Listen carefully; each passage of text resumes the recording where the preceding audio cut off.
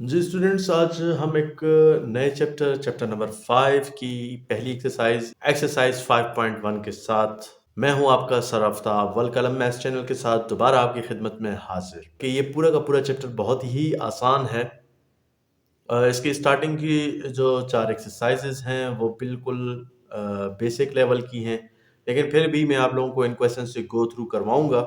इनसे मैं आपको गुजारूंगा, इनका तरीका आप लोग रिफ्रेश कर लेंगे, माइंड में आपके रिफ्रेश हो जाएगा, तो आप लोगों के लिए आसानी हो जाएगी। तो जी स्टूडेंट्स, चैप्टर नंबर 5 की तरफ जाने से पहले मैं आप लोगों को कुछ लाजमी चीज़ें हैं जो कि इस चैप्टर में बहुत ज़्यादा हमें ज़रूरत पड़ेंगी स्टार्टिंग की एक्सरसाइजेज में।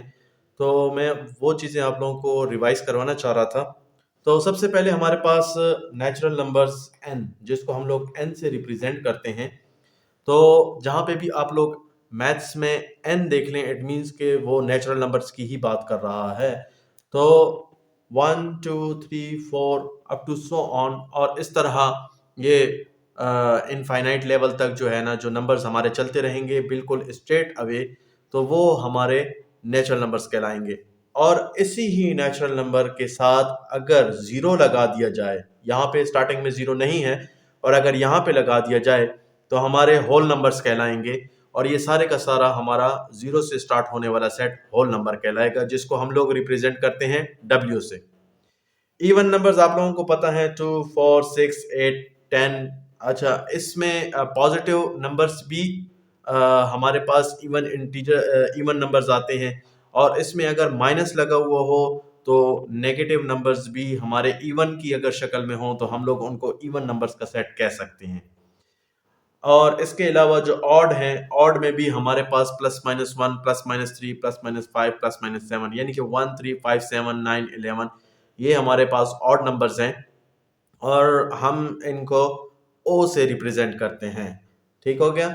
और अगर इनके साथ माइनस लग जाए तो वो नेगेटिव ऑड नंबर्स कहलाते हैं। ठीक हो गया। अब उसके बाद आ जाती है प्राइम की बारी। प्राइम नंबर्स हमारे कौन से होते हैं? जो कि सेट 2 3 5 7 11, यानी कि वो सेट या वो नंबर्स जो कि सिर्फ और सिर्फ अपने टेबल पर ही जाते हैं, या अपने टेबल पर ही उनकी कटिंग होती है। मीन्स के 2 1 2, 3 1 3, 5 1 5, 7 1 7, 11 1 11, वो किसी और टेबल में नहीं जाते। ठीक है, उनकी कटिंग किसी और टेबल में नहीं हो सकती, तो हम उन नंबर्स को कहते हैं प्राइम नंबर्स, और इनको हम लोग प्रेजेंट करते हैं P से। कंपोजिट नंबर्स इसी के ही उलट, वो नंबर्स जिनको हम लोग 4 6 8 9 10 12, वो नंबर्स जो कि अपने टेबल में तो कटते ही कटते हैं, किसी और टेबल में भी उनकी कटिंग हो सकती है। 2 2 4, 2 3 6, 2 4 8, 4 2 8, 3 3 9, 9 1 9, 2 5 10, 5 2 10, 10 1 10। इस तरह के जो नंबर्स होते हैं वो हमारे पास कंपोजिट नंबर्स कहलाते हैं। अब मैं आता हूं इंटीजर्स की तरफ।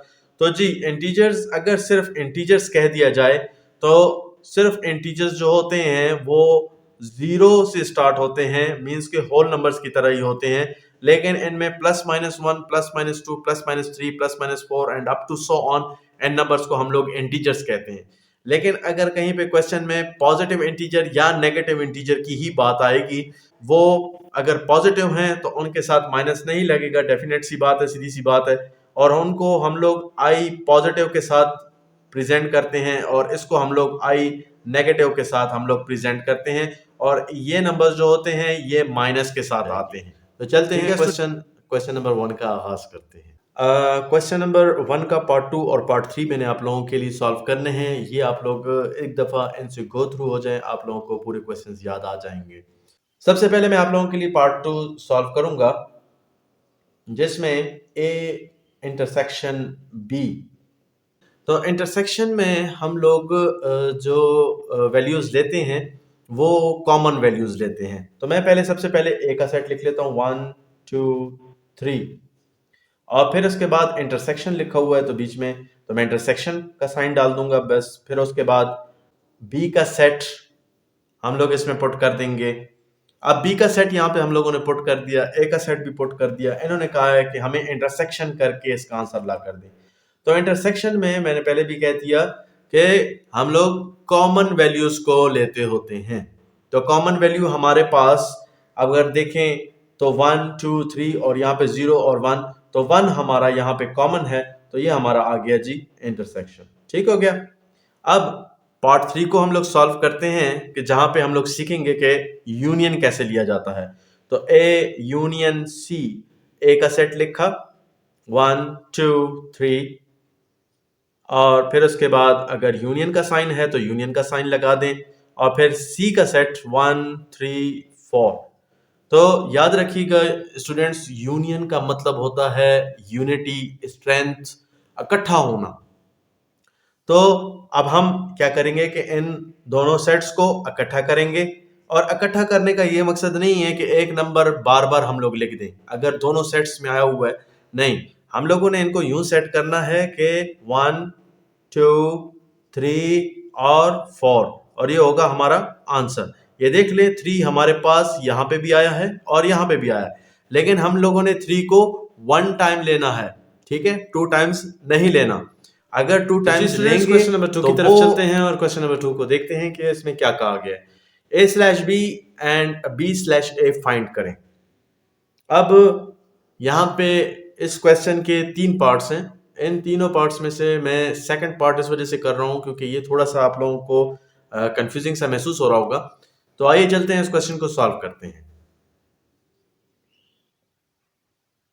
तो a/b हम लोग फाइंड करते हैं। पहले a का सेट लिखा 0 plus minus 1 plus minus 2 plus minus 3, और फिर उसके बाद जो साइन बीच में लगा हुआ है वही साइन बीच में लगा दें। तो -1 -2 और -3। अब इसमें अगर हम लोग देखें तो यहां पे देखें तो +1 भी है, -1 भी है, +2 भी है, -2 भी है, +3 भी है, -3 भी है। लेकिन यहां से हमारे पास -1 -2 -3, -1 -2 -3 ये आपस में कट जाएंगे, ठीक है। तो हमारे पास पीछे प्लस वाली टर्म्स बच जाएंगी। मैं बीच में प्लस लिखना नहीं चाह रहा था, लेकिन आप लोगों की आसानी के लिए लिख रहा हूं ताकि आप लोगों को समझ आ सके कि हम लोगों ने इनको लिखना किस तरीके से है। वैसे अगर ऐसे लिख लें या ऐसे लिख लें 0 1 2 3, ये आंसर भी ठीक है और वो आंसर भी ठीक है, ठीक है, क्योंकि हमारे पास जो माइनस वाली टर्म्स थी वो तो कट चुकी और प्लस वाली टर्म्स हमारे पास पीछे बाकी रह गई। अब b/a इज इक्वल टू पहले b का सेट -1 -2 -3, और फिर उसके बाद स्लैश, और फिर a का सेट 0 +-1 +-2 +-3। b और a के माइनस माइनस वाली टर्म्स को काट देना है, ठीक है, और प्लस वाली टर्म, लेकिन चूंकि b का सेट यहाँ पे पहले लिखा हुआ है तो b के सेट में से a को एक लिहाज से कह लें कि डिवाइड करना है, ठीक है। तो डिवाइड करना है तो यहाँ पे इस सेट में हमारे पास पीछे कुछ भी नहीं बचेगा, तो इस वजह से हमारे पास b/a एक हमारे पास कह सकते हैं एम्प्टी सेट, ठीक है। इसको कुछ यूं भी, कुछ लोग यूं भी लिखते हैं, ये भी लिख सकते हैं और ये भी लिख सकते हैं। तो ये हमारा आंसर। जी स्टूडेंट, क्वेश्चन नंबर 3 की तरफ चलते हैं। क्वेश्चन नंबर 3 की को देखते हैं। क्या कहता है कि इफ यू यानी कि यूनिवर्सल सेट, यूनिवर्सल सेट हमेशा हमारा सबसे बड़ा सेट होता है, और जब भी यूनिवर्सल सेट आ जाए याद रख लीजिएगा कि कॉम्प्लीमेंट लाजमी लिया जाएगा, ठीक है। मैं आप लोगों के लिए कुछ पार्ट्स आप लोगों के लिए सॉल्व कर देता हूं, बल्कि एक ऐसा पार्ट सॉल्व करता हूं जो कि जिसके अंदर आप लोग बाकी पार्ट्स को भी इजीली समझ सकेंगे। पार्ट नंबर 5 मैंने आप लोगों के लिए चूज किया है, A complement intersection B complement. तो बहुत ही आसान क्वेश्चंस, चलते हैं क्वेश्चंस को सॉल्व करते हैं। सॉल्यूशन लिखा, पहले हम लोगों ने क्या करना है, ए का कॉम्प्लीमेंट फाइंड करना है, फिर बी का कॉम्प्लीमेंट फाइंड करना है। तो ए का कॉम्प्लीमेंट यानी कि u minus A is equal to, अब यहाँ पे कॉम्प्लीमेंट का मतलब ये होता है कि जिस भी अल्फाबेट के ऊपर कॉम्प्लीमेंट लग जाए तो उसको यूनिवर्सल सेट में से हमेशा माइनस किया जाता है।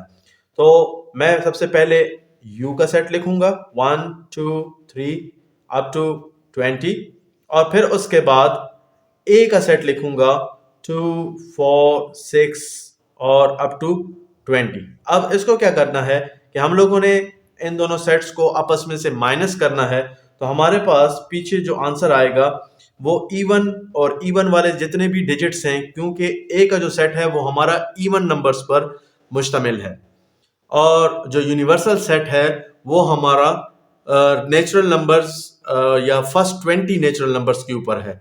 सो हमारे पास पीछे क्या रह जाएगा, ऑड नंबर्स बच जाएंगे और इवन नंबर्स हमारे जो है ना वो कट जाएंगे। तो 1 3 5 अप टू 19, ठीक है।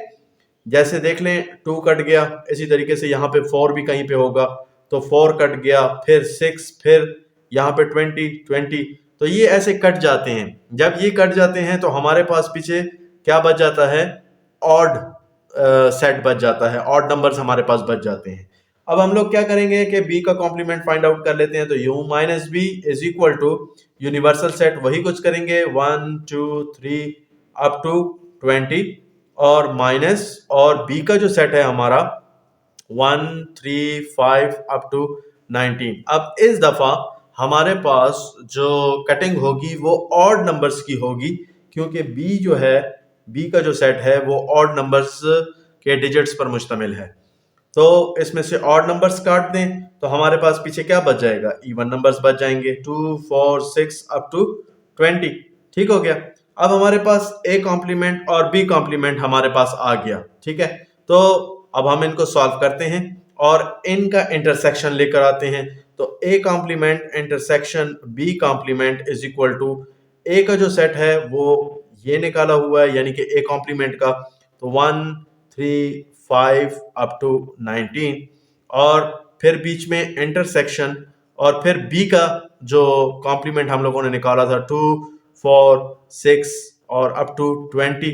तो ये हमारे पास ए का कॉम्प्लीमेंट इंटरसेक्शन बी का कॉम्प्लीमेंट और इनके दरमियान कोई भी चीज कॉमन नहीं है, कोई नंबर भी कॉमन नहीं है। सो इस वजह से हमारा जो आंसर आएगा वो एक एम्प्टी सेट ही आएगा और ये होगा हमारा आंसर।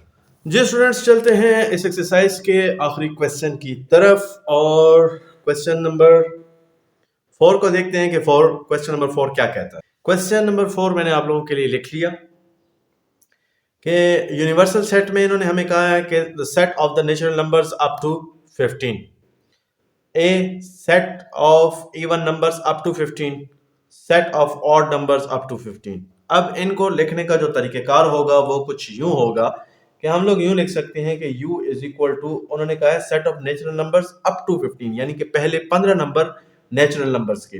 तो जैसे कि मैंने आप लोगों को पहले लेक्चर के स्टार्ट में ही समझा दिया था कि जो नेचुरल नंबर्स जो होते हैं वो स्टार्ट होते हैं 1 2 3 4 और अप टू 15 है, तो 15 लिख लेंगे।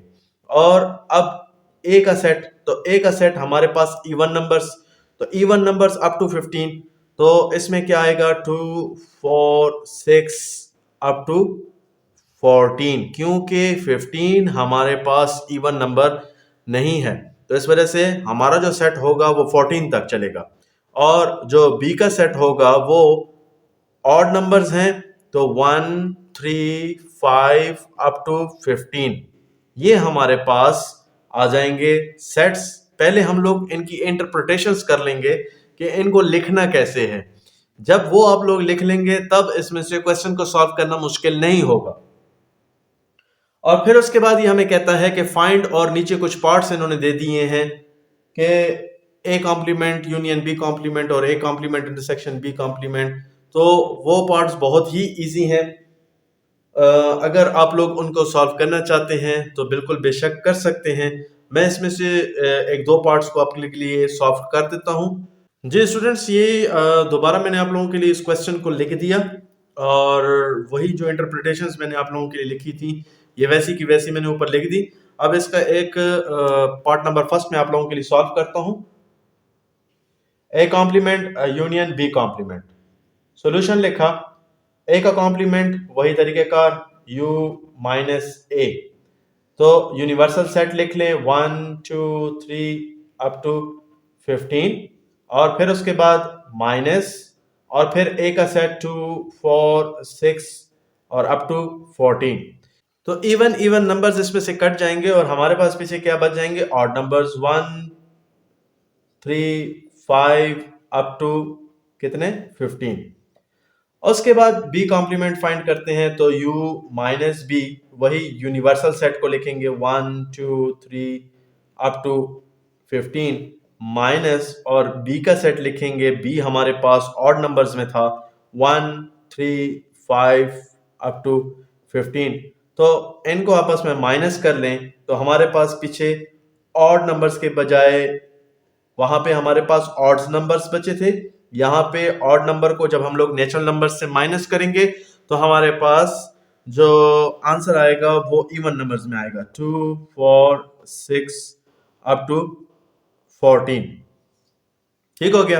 अब उन्होंने क्या कहा था कि A complement union B complement, तो A complement union B complement, A complement का आंसर भी निकाल लिया और बी कॉम्प्लीमेंट का आंसर भी निकाल लिया। तो ए कॉम्प्लीमेंट लिख लें 1 3 5 अप टू 15 और यूनियन और बी का सेट लिख लें बी कॉम्प्लीमेंट का तो 2 4 6 और अप टू कितना 14।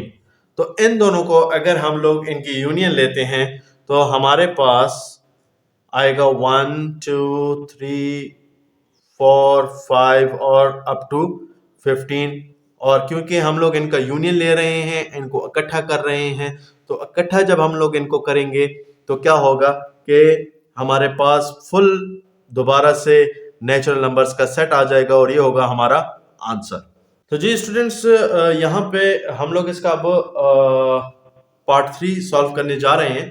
तो पार्ट 3 में हमारे पास u कॉम्प्लीमेंट इन्होंने कहा है, u is equal to 1 2 3 up to 15। पहले 15 नेचुरल नंबर्स थे, ठीक है। तो अब क्या होगा कि उन्होंने कहा है कि u कॉम्प्लीमेंट लें। तो u कॉम्प्लीमेंट का मतलब होता है u माइनस u, तो यानी कि 1 2 3 up to 15 minus 1 2 3 up to 15। इन दोनों को आपस में से माइनस करें तो हमारे पास एम्प्टी सेट पीछे बचता है और ये है हमारा आंसर। और स्टूडेंट इसी के साथ ही हमारी ये एक्सरसाइज अपने अख्ताम को पहुंची। अपने सर आफ्ताब को वल कलम मैथ्स चैनल के साथ दीजिएगा इजाजत। अल्लाह हाफिज।